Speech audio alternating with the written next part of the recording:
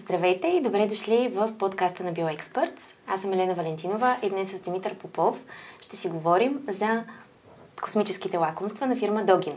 Здравей, Димитър, благодаря за присъствието днес. Как си? Здравей, Ели, благодаря ти и аз. Супер се чувствам. Радвам се, че рано сутринта успяваме да се видим и да започнем деня си заедно и че ще водим разговор, който водим и в ежедневието си предвид, че сме се виждали преди днешния ден и който някой ще може да намери интересен и със сигурност да научи нещо ново, така че много добре се чувствам тази сутрин. Абсолютно. Космическите лакомства на фирма Dogin са нов иновативен метод за създаване на вкусни, полезни лакомства, които освен за нашият космат четирикрак приятел, са всъщност много и подходящи за консумация от самите нас, техните собственици. Първо бих искала да започна с това да ми разкажеш как се роди идеята за това. Това съществува от вече 2 години, като идеята се роди на дивана в хола, опънат с краката напред, гледаш телевизия в 12 часа вечерта. Бях се прибрал, леко пинал, кучето идва до мен, аз ям чипс и то ме гледа в устата, иска да си хапне от храната, която ям аз. Това е проблем, който всички хора с кучета имаме. Абсолютно, да. Закона е, няма как да ядеш чипс. Това няма как да се случи и аз съм много разумен пиян човек и ставам и си нарязвам ябълка, за да ям аз ябълка и да яде кучето ябълка. Кучето не беше сигурно, но си хапна ябълка, аз си хапнах ябълка, половината ябълка беше за кучето, другата половина за мен. И докато се стоях на дивана, се замислих как можем да превърнем вкусният плод ябълка в нещо, което можем да носим навсякъде, не е нужно да режем, можем да си хапваме от него. И може би като се наспах, може би в същата вечер, но това е момента, в който се зароди идеята да има ябълка в опаковка и тя да е натуралният плод и да е колкото се може по-вкусен за човека и за кучето едновременно и лакомствата да бъдат и за двете. Ябълката беше първия плод, научихме се на процеса лиофилизация. Това е метода, чрез който се правят храните за космонавти. Да, космически лакомства. За това са и космически лакомства, защото ако напишем лиофилизация, ще можем да го кажем аз и другите 15 човека, образно казано в България, които... Лиофилизация. Точно така, лиофилизация. Може ли да ни обясниш малко за метода лиофилизация? Това е метод на сушене, който вместо да използва висока температура, използва ниска такава. Ние първо замразяваме продукта, след това го слагаме в вакуумна камера и във вакуумната камера извличаме цялата вода преди да е навлязла течното си агрегатно състояние. Добре, окей. Иначе казано е магия. Влиза вътре нормалният продукт ябълка или банан, това с което ще те почерпя днес, и излиза много благодаря. И сушеният банан. Не знам как се вижда на камерата, но абсолютно е твърдо, сушено и страшно вкусно. Но не е сушено като повечето сушени плодове, които се продават по магазините, а по-различно. Да, разликата е. Радвам се, че ти харесва, дано да е закуската ти, защото дори е здравословно за теб. Това е все едно, че си хапваш прясно бананче. Но под формата на чипс, наистина. Да, точно така, под формата на чипс. Затова и много се харесва и на кучетата. Защото е хрупкаво, а ние всички знаем, че по-голямата част от кучетата обичат да хрускат нещо в устата си. И така дори ябълката, която и сушена, по принцип, ние познаваме като един много мек плод. Да, тя става като много тънка и абсолютно... Да, и става много мекичка, като за ушав. Да. Тук ябълката става хрупкава. Кучетата изяраха всички ябълки и сега произвеждаме нови, така че нямаше как да те почерпя днес, но имахме бананче, затова те черпим с бананче. Много благодаря. Банана е много интересно. Аз само да разкажа на нашите зрители. По принцип имам кученце, което обожава техният сладък картоф. Ария, като види сладкия картоф, в смисъл вече пакетчето, прави си асоциация и веднага скача на 2 крака и днес обожава го. Аз съм фен на ягодата лично, но и банана в момента опитвам за първи път, е много добро. Радвам се. Постоянно... Имаш си го хлапна целия. Естествено, той си е за теб. Постоянно изпробваме нови плодове, нови зеленчуци. Последните 2 седмици се боря с едни репички, с едно червено цвекло, което ми е взело акъла вече напълно. Там загубих битката. И много често имаме въпрос, кои са неща, които могат да бъдат изсушени и кои не могат да бъдат изсушени. Да, аз даже щях точно това да те питам. Супер, благодаря ти. Нещата, които не могат да замръзнат, не могат да бъдат изсушени. Okay. Ако може да замръзне нещо, то може да бъде изсушено. Примери с неща, които не могат да замръзнат, са масло, банички, понеже в тях има много мазнини, мазнина, сланина, такива неща. Мазни неща не могат. Неща, които имат изключително много вода и малко структура. Това е репичка. Тиквичка, може би. Изцяло вода. Тиквичка. Извинявай. Няма нищо. Просълзих се за липсата на вода в устата ми. И борбата сигурно с тиквичката и с репичката, извинявай. С репичката я загубих. Аз трябва да си признаваш, когато си загубил някои битки, с репичката я загубих със сигурност. Да, но пък... Много интересно. Спечелих битката с кивито и кивито стана страхотно. Спечелил съм битка с синя слива. И това са плодове, които правим сезонно. Не ги пускаме постоянно, предвид, че те не са постоянно налични. Единствените ни постоянни продукти са ягода, банан, круша и ябълка с канела. Това са постоянните от плодовете. Интересно. Тиквата и сладкия картоф са специални клиенти, които ги харесват. Добре, а вие всъщност намирате пресни продукти, в смисъл, използвате ли някакви, тъй като кученцето ми консумира този продукт, но и аз консумирам този продукт. Има ли възрастова ограниченост? Примерно деца, възрастни хора? Предполагам. Моето детенце е на година и 3 месеца. Да. Тя ексклюзивно навън яде кучешки лакомства.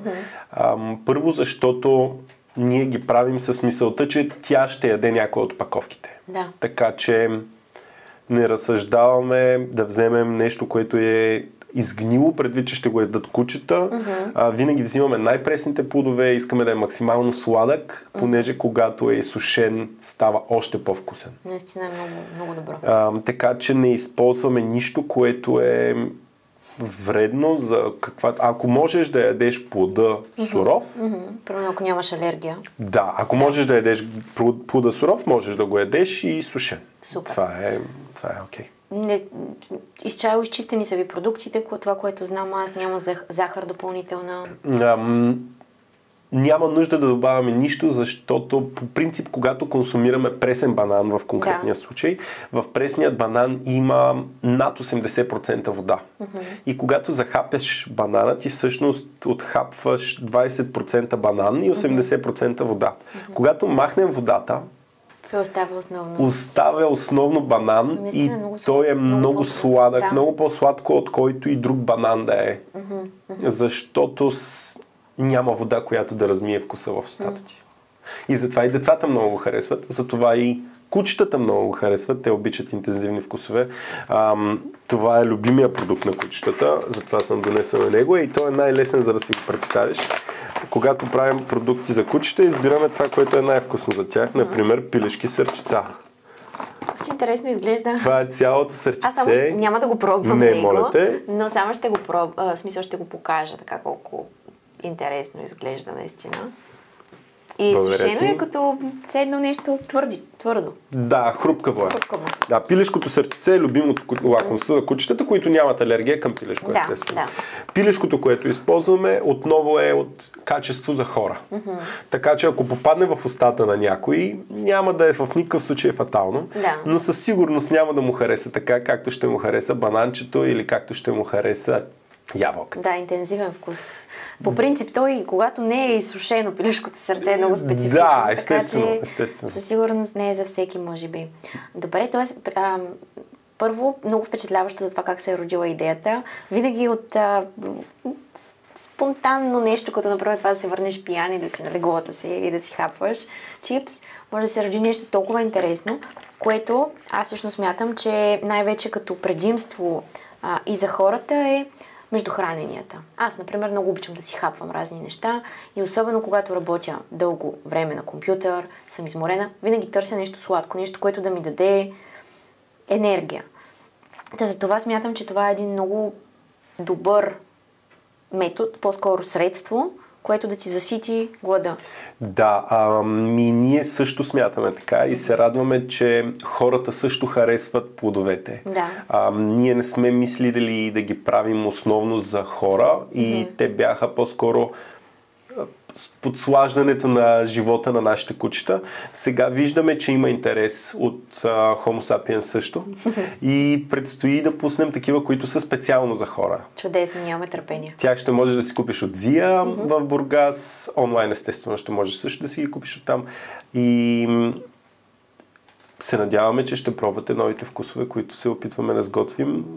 Това с репичката го загубих, но ще спечеля други битки със сигурност. Много успех пожелаваме и нямаме търпение. Надявам се да ни поканиш, тогава отново да ти ги покажем. Със сигурност. Ще ти дадем да пробваш дори неща. Със сигурност. И аз точно това си мисля, как примерно в момента случва ли ви се, когато някой човек иска да купи за своето кученце, тъй като аз знам, че и на Флората скоро бяхте, да каже, това не е ли продукт за кучета? Как може да го консумират хора, примерно? Напълно, случва ни се доста често. А всъщност И напълно разбирам притеснението. Но ние сме направили продукта за кучета, защото обичаме тях повече и те са страхотни клиенти. Ако харесват нещото, ще ти кажат директно, не искам да го хапвам. Няма момент, в който трябва да ги питаме и те да ни кажат мнението си. Те просто или го ядат, или не го ядат. И доста често сме имали такъв коментар, но ако искаш да пробваш, си повече от добре дошъл, ти можеш да видиш ягодката, можеш да видиш, че е ягодка, банана, можеш да видиш, че е банан. И ако това не ти дава достатъчно доверие да го пробваш, ние не можем да направим нищо друго. Така е. Затова пускаме човешката серия, която ще могат да пробват и хора, но всъщност то си е маркетинг. То ще бъде един и същи продукт. Абсолютно. Продукта, който ще ядете там, ако бъде ябълка с канела, ще се прави по същия начин от същите плодове, с които се прави и продукта ябълка от канела, който даваме за кучета. Много интересно. Благодаря ти. Стандарта е просто един и същ на нас. Супер.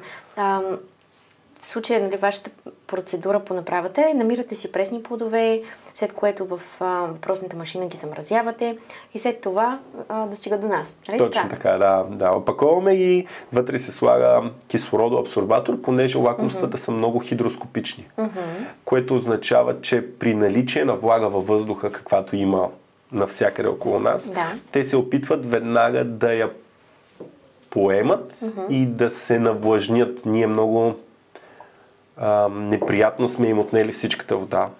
И те са, може би, не много щастливи от този факт и се опитват да си вземат водата обратно. Затова вътре има кислородоабсорбатор, който ако попадне вода, той поема молекулата кислород и водата вече не е вода и няма проблем.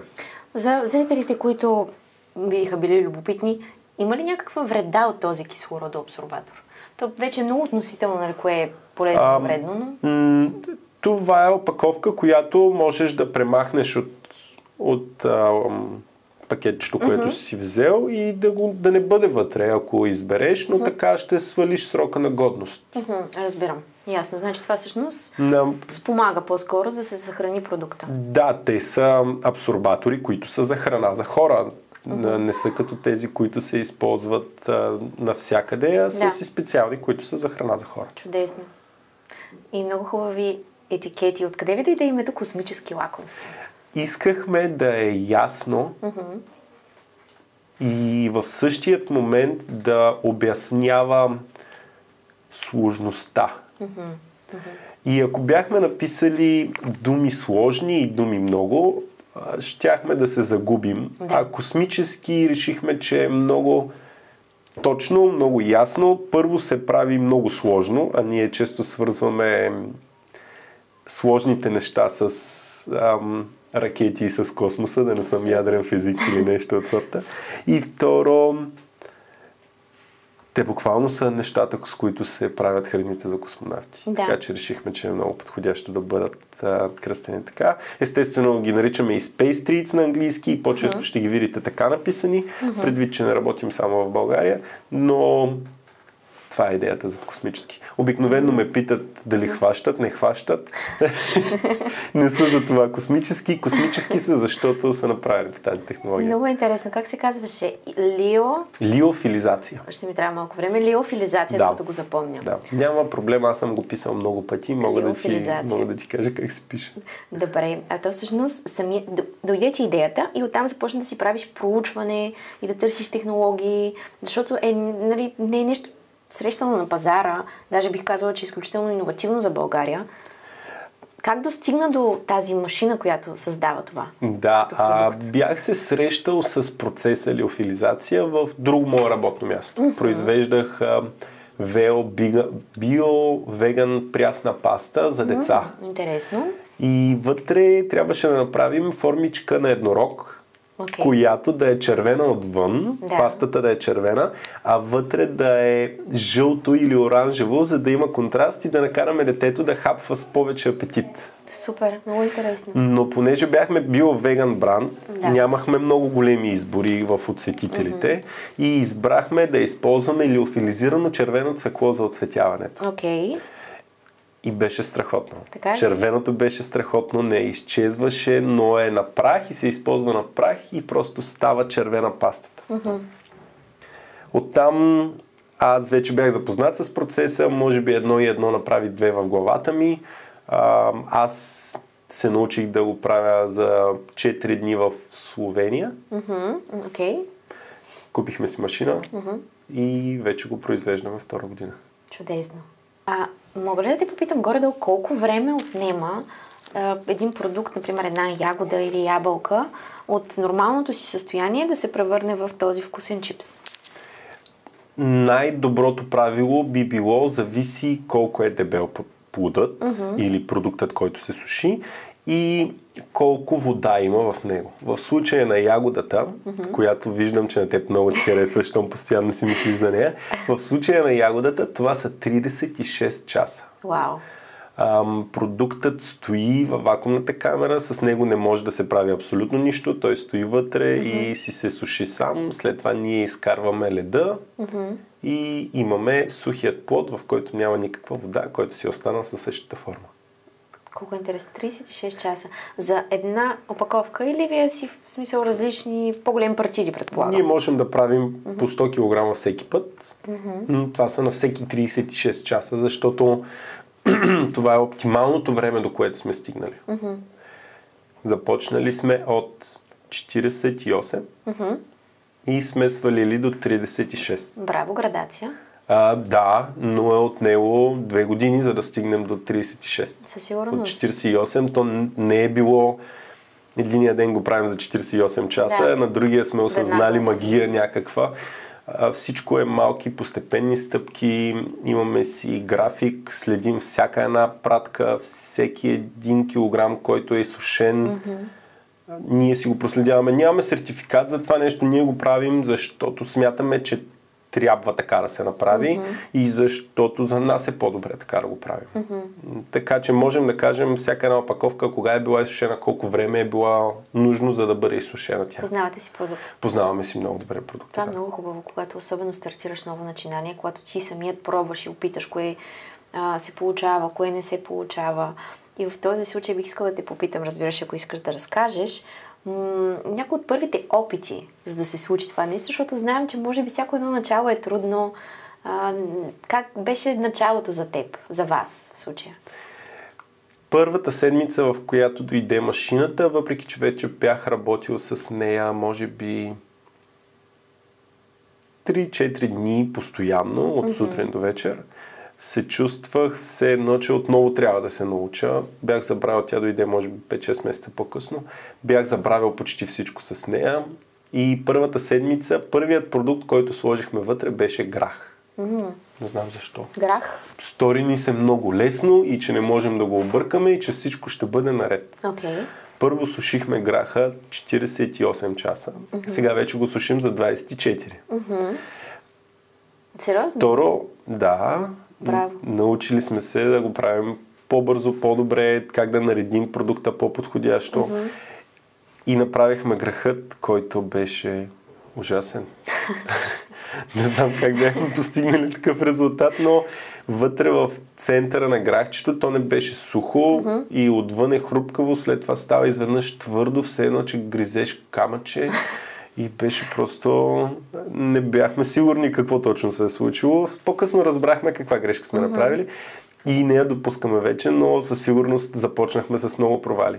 Всяко нещо е трудно. Със сигурност, да. Но такива провали имаме периодично. Да, както споменах вече, репичката, с която съм се борил безсънните си нощи миналата седмица, въпреки че вече имаме процес, който следваме и установяваме лесно дали едно нещо може да се случи или не в машината, така както си го представяме ние.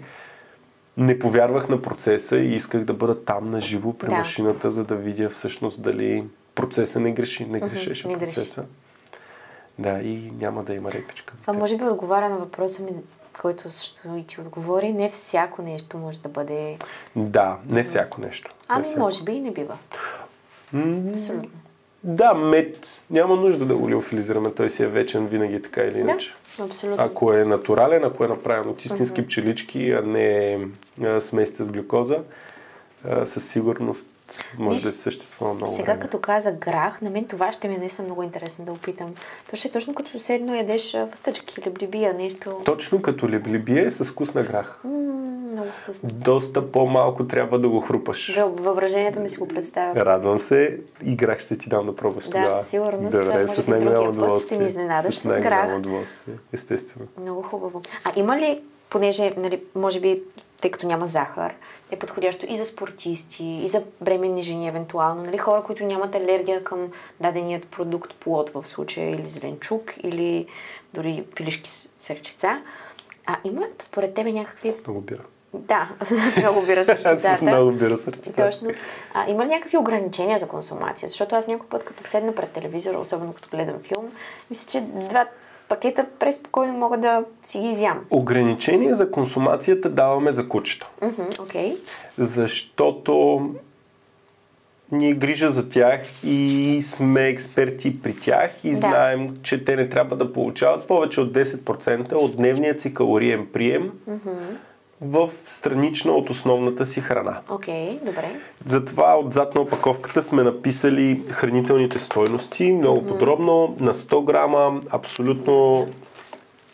Да. Обичам те. Мазнини, протеини, фибри, енергия. Чудесно, абсолютно всичко си е описано. Да.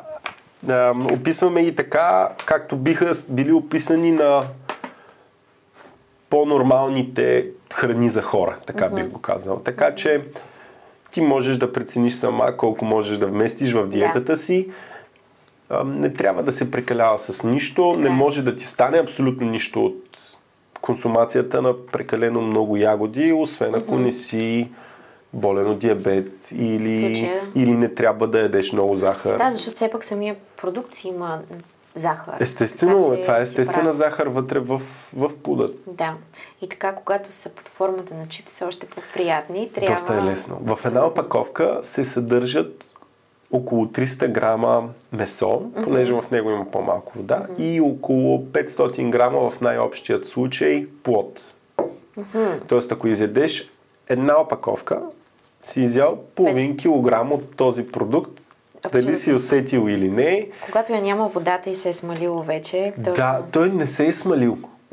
Той остава със същата форма, както видя банана. Банана си беше остава абсолютно по същия начин, по който е бил сух. Не се е смалил, но е много лек. Да. Махнали сме 90% от теглото му и е много лек. Можете ли с мен да махнете 90%? Не можем. Не можем. Но, да, наистина това е много интересно, как като махнеш водата и сега, като ми подаде бананчето, изключително леко е.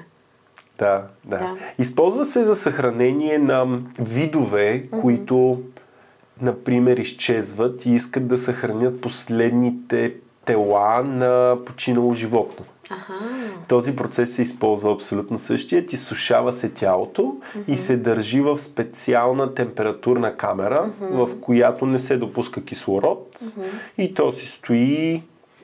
Можеш да минеш, да го видиш на много музеи и има такива експонати, които са лиофилизирани. Въобще не се бях замислила, но наистина ето колко интересно. От едната тема и единия продукт достигнахме всъщност за това да ми обясниш, че това е абсолютно, наистина, много пъти съм виждала в музеи. Да, много от тези неща в музея, които са животни от истинското животно, не просто нещо произведено от човек или фигура или нещо подобно. И с този метод също с този метод да, но има и друг, нали, таходермия, който си е съвсем различно. Нещо, дали така се казва, не съм сигурен. Абсолютно, много интересно. Радвам се. Много Мога да ти покажа и как се произвежда, но само на теб. Добре. Защото знам, че няма да ми откраднеш машината. Със сигурност. Би ми било интересно да видя абсолютно. Най-голямо удоволствие. И с най-голямо удоволствие бих пробвала новите продукти, които казваш, че ще бъдат пуснати на пазара за хора. Супер. Можеш ли малко да ни издадеш? Какви продукти смяташ да опиташ от гледна точка на само плодове или и зеленчуци? Изпробваме обикновено поне 4 нови продукта на месец. Така че почти всичко пробваме. Не мога да кажа няма да пробваме нещо, защото може да ни е интересно в бъдещ момент. Най-често пробваме и най-интересните неща, които сме пробвали са кокос, ананас, изпробвали сме манго, което става изключително вкусно. Изпробвали сме киви, което също става страхотно. Така че изпробваме постоянно нови неща. Ако имаш нещо, което си наумила и искаш да пробваме, можеш да си пожелаеш и ще видим дали ще го последва съдбата на репичката или съдбата на ягодата.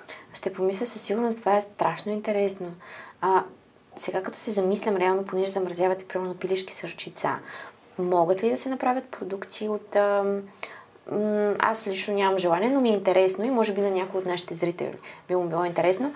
От, примерно, млечни продукти или в случая различен тип месо. Правим сладолед за кучета, който сушим, когато не можем да отидем на събитие с фризерът си. Ние правим сладолед за кучета, който си е студен и можеш да почерпиш кучето си с него и който отново се прави от продукти за човешка консумация, но има събития, на които не можем да отидем и да си носим фризера, за него си изсушаваме сладолед и правим космически сладолед. Това е много интересно, даже умът ми може да го асимилира сладолед, примерно космически сладолед в сух, пликче. Сух, да, правили сме си и човешки такъв. Така ли? Слагаме бисквитки, директно сладоледа бисквитка, и сушаваме го и имаме суха бисквитка след това. Страхотно. И това всъщност си го хапваш така от пакетчето или как? Като сладолед. Като сладолед. Само че хрупкав и топъл. Много интересно. И не се разтопява? Не се разтопява. Ние го изсушаваме преди да е влязал в агрегатното състояние вода. Супер. Аз знам, че наскоро, понеже бяхте в Флората, в Бургас, планирате ли други събития, които да бъдат в Бургас? В смисъл, някъде, където можем да ви намерим, примерно да опитаме сладоледа или...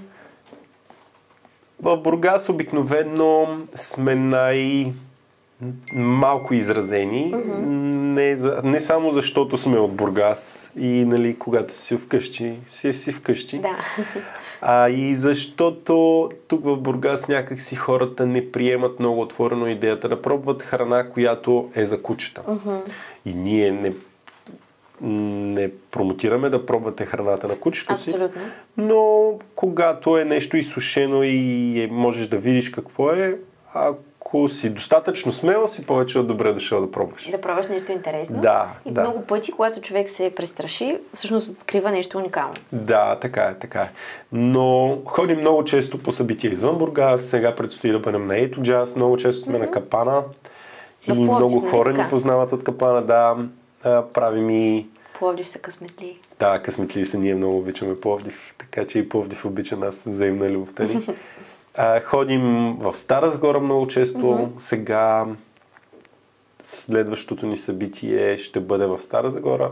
Можеш ли да кажеш на коя дата, евентуално, който желая може да посети или все още не знаете? Следващото, което по-голямата част от вас могат да посетят, ще бъде Ето Джаз фестивалът, на който сме всяка година. Там си носим сладоледа с нас. Може да донесеш кучето си и то да си хапне сладолед. А ако дойдеш с акото на кучето, те черпим сладолед. Така ли? Защо? Защото смятаме, че трябва да използваме силата си да притежаваме сладолед за кучета, за да помогнем на хората да са мотивирани да вдигат акото си и те да свикнат да им е навик. Съгласна съм напълно. Да, доста често успяваме да съберем пълни кофи с ако, но ние сме горди, че сме изчистили толкова много ако и сме почерпили кучета с сладолед. Наистина, реално как може от нищо да се роди такава креативна идея, която всъщност да подпомага и обществото? Да, пообичаме. Ние тази кампания започнахме от Бургас, понеже много често виждахме ако в морската градина и започнахме оттам. Сега вече имаме големи победи. Браво. И ги пренасяме и в София. Браво. Да, със сигурност. Благодаря ви. Последно само да ви кажеш за фестивала, точно къде се намира? Ето Джаз фестивал ще бъде от 4 до 7 юли в Южният парк в София. Кучешката градинка му казват. Той си е почти направо за нас само. Супер, много хубаво. Който има желание, възможност, може да посети Догин там и да пробва различните им космически лакомства. Аз ще оставя в края на нашия епизод линк също към техният вебсайт, който може да разгледате всички интересни продукти. И живот и здраве, може би в следващия епизод ще пробваме различни други неща. Надявам се да победиш битката с репичката, може би в бъдеще, а може би не. Трябва да познаваш загубите и да ги приемаш. И ти си прав. Защото не винаги можеш да спечелиш. Така е. Наистина, понякога човек трябва да може да приема. Да, със сигурност. Абсолютно. И аз смятам да завърша този епизод с едно огромно благодаря за това, че дойде тук да ни разкажеш за тази интересна нова технология. Може би не нова всъщност, но за нас. И да споделиш с мен тези вкусни лакомства. Ще си хапна още малко банан. Той си е за теб. Да. А пилешкото сърчице е за кучето. Да. Чудесно. Благодаря ти много. И ви желая и на вас хубав ден. Който има желание, може даже по възможност да сабскрайбнете, да харесате, за да може да продължаваме да правим интересни епизоди. Благодаря много и ви пожелавам хубав и усмихнат ден!